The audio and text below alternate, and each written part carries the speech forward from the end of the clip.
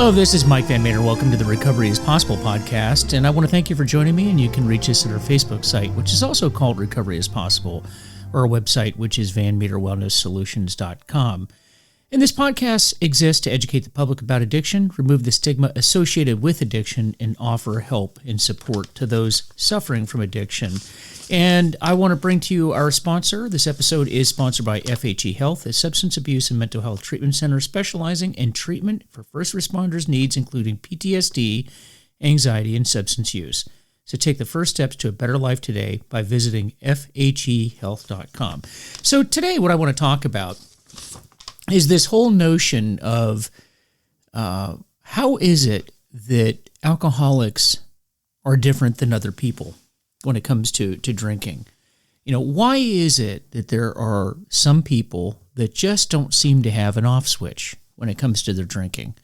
You know, after all, if you're the family member or loved one of someone who is drinking alcoholically, you know, you may be asking yourself, why can't they stop? What is it about drinking to them that just keeps going and going? You know, is it because they don't love me? Is it because they have a moral issue? Do they not go to church enough? Do they not work out enough? Are they not working hard enough at work? These are all questions that are very, very common in the world in which I'm working in. And it's really a big misnomer that addiction is a moral issue. Now, I want to clarify that because a lot of you might be saying, I don't believe that at all. I think that somebody can stop drinking or drugging. It's just they don't want to. They don't love us. They're not working hard enough. All the different things that you've heard before. And if you are somebody that's listening to this podcast and you've had somebody saying that to you, you've probably heard those same things as well. And I want to address that issue because it's important to understand that addiction is a disease of the mind and the body. Of the mind and the body. It affects both. And so what happens inside the body? I mean, there's a definite genetic predisposition towards addiction. There's no question about that. But what's changed? You know, what is it in this genetic predisposition that is different than people who do not drink alcoholically? Well, it's a miswiring. There is a genetic miscoding that occurs in the body that sends signals to the brain that are different from people that don't have that genetic miswiring. And I'm going to really try to oversimplify this to make it very understandable for people and make it sort of clear that this is happening and why it's happening.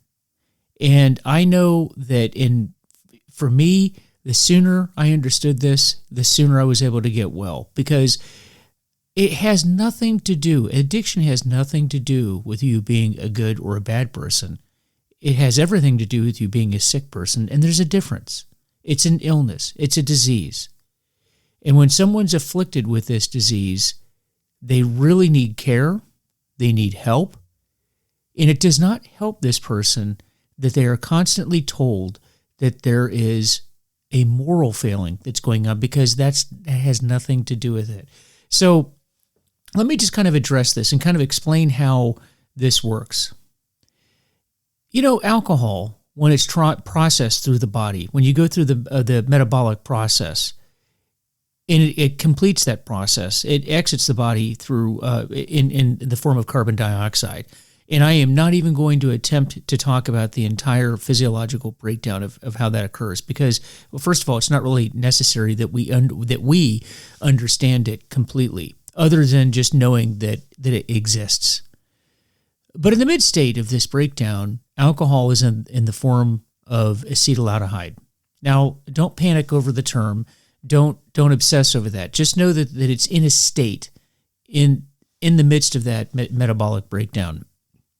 And that's important because it's in that state that differentiates the people that can drink normally and those that cannot. Now, I want you to just sit back for a minute and just think about how your body is designed and what it's designed for and what it's designed to do.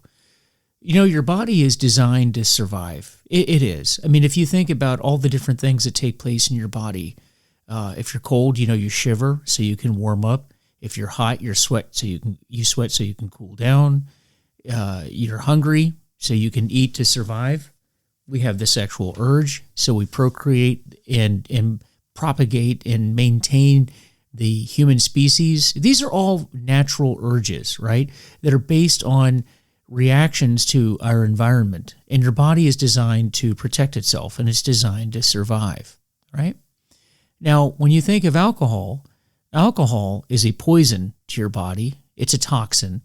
It's a poison to every single cell in your body. Every single cell in your body. It's toxic.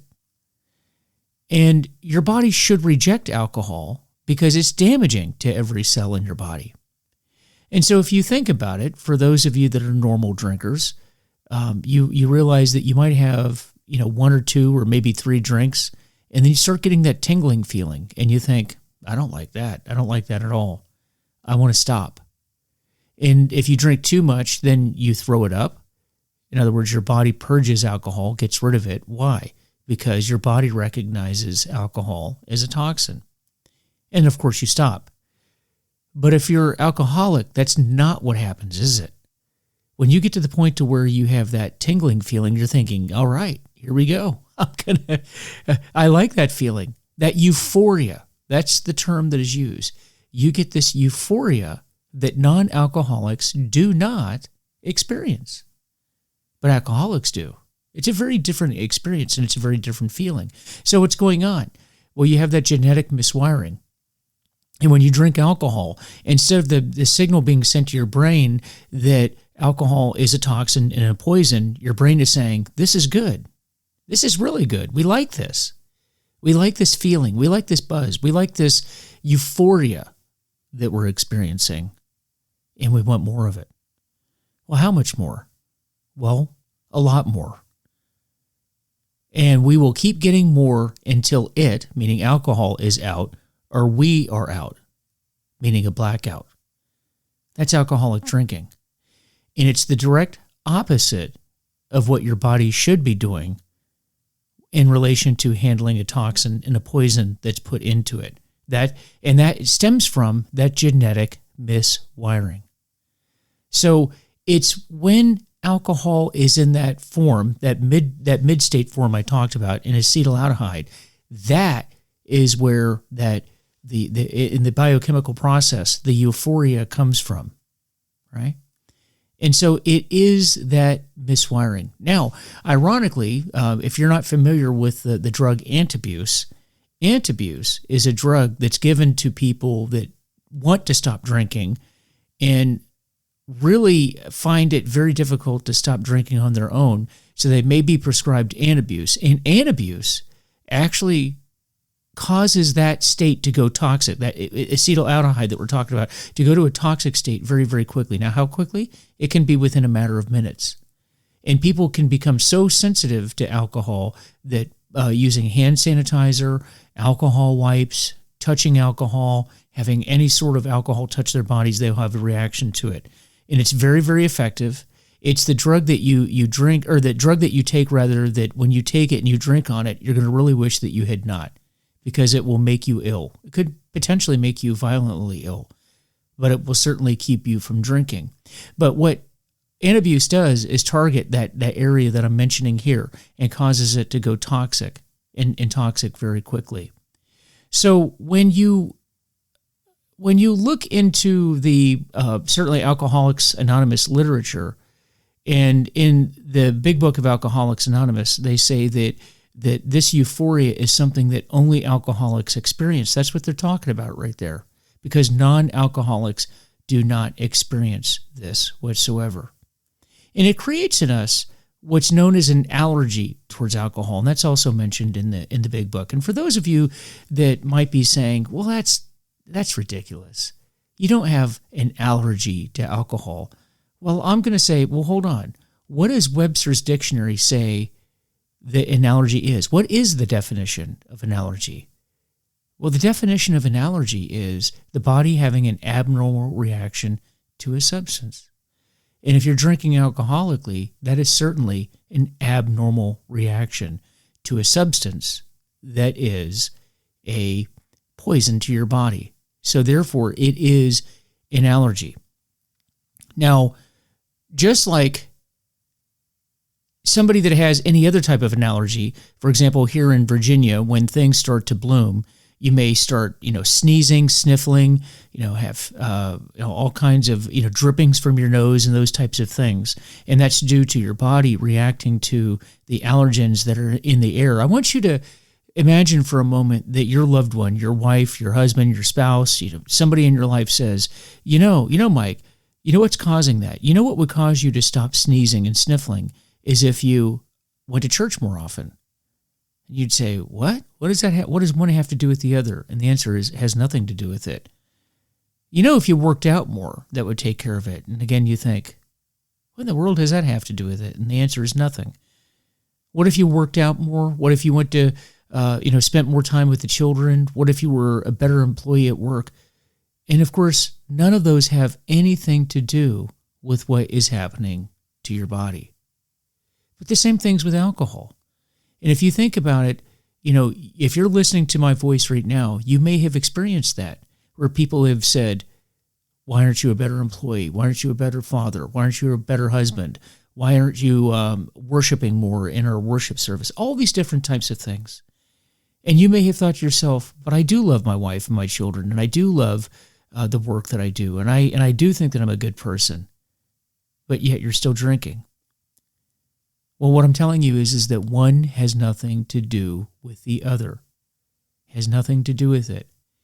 This is a reaction that your body has that you have absolutely no control over.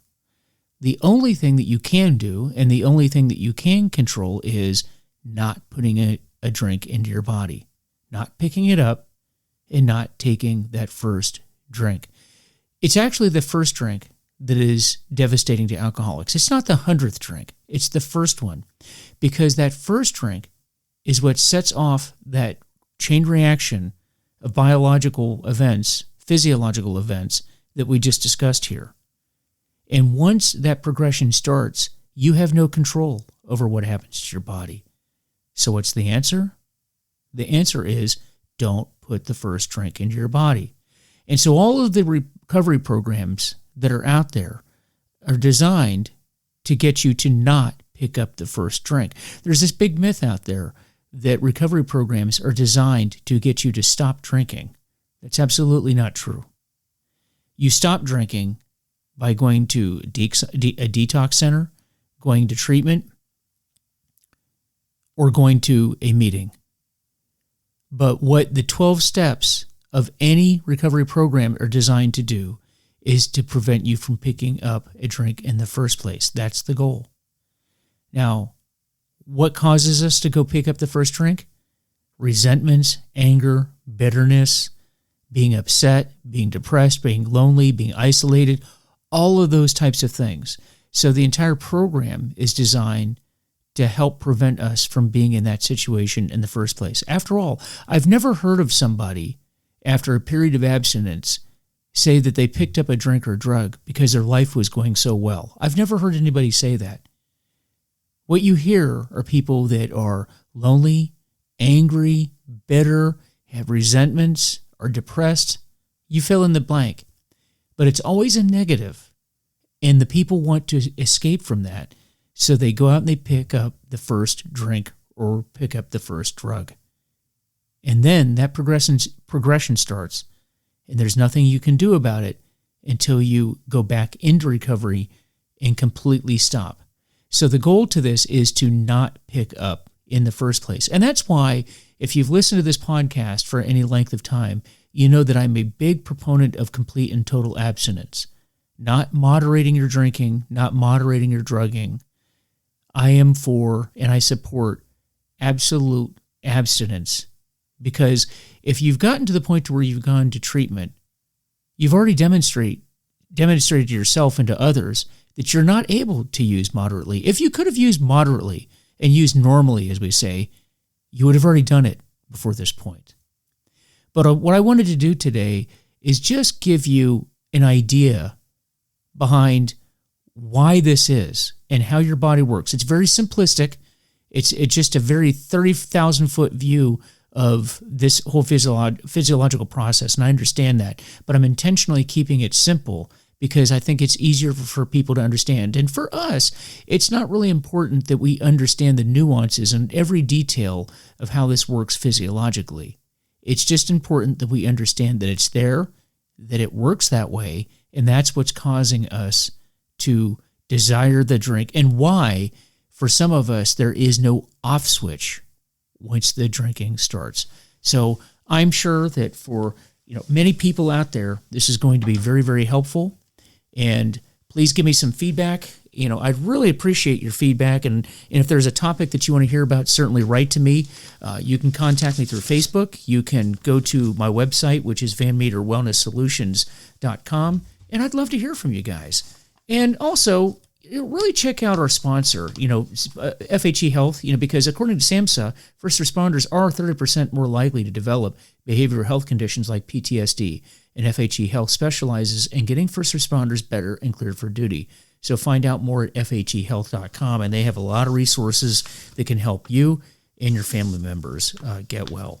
So as I always like to say, I don't represent any group. I know I'm talking about some 12-step groups here, but I don't represent them. I don't represent anyone other than myself, and my only purpose in giving this information is to share with you what I've learned because, it may help you, because it certainly helped me. And if I've said anything that doesn't apply to you or you don't agree with, then just discard it. Because, that's what we do in recovery. We help ourselves while we're trying to help others. And so with that, please, again, visit my Facebook page, which is Recovery is Possible, and our website, vanmeterwellnesssolutions.com. Let me know how I'm doing. Let me know if there's a topic that you're interested in hearing about, because I'd love to hear from you guys. And you take care, and I'll see you next time.